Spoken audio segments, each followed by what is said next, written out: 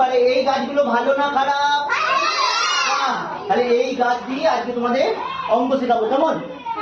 অর্ণব, তুমি এখান থেকে 3টে সজিনা পাতা নাও, 3টে।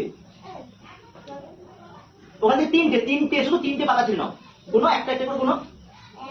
হ্যাঁ, একটা হলো, তারপরে গুনো। হ্যাঁ, তারপর গুনো। 3টে সজিনা পাতা তুমি এখানে রাখো। তাহলে তোমার ভাগে হলো 3টে সজিনা পাতা, ঠিক আছে? হয়েছে?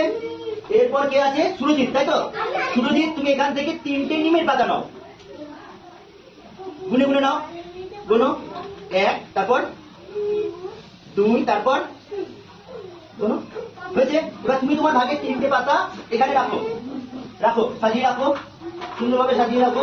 গুড। এইবার গুনে বলো তো মোট কটা পাতা আছে? তাহলে মোট কতগুলো পাতা আছে? 6টা পাতা আছে। গুড, তুমি বুঝে যাও। আচ্ছা, তাহলে ও গুনে বললো তোমার 3টে আর ওর 3টে মিলে মোট 6টা পাতা হয়েছে।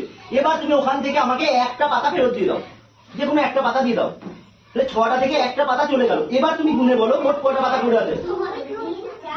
তাহলে 6টা থেকে একটা চলে গেল, আর কটা পড়ে থাকলো?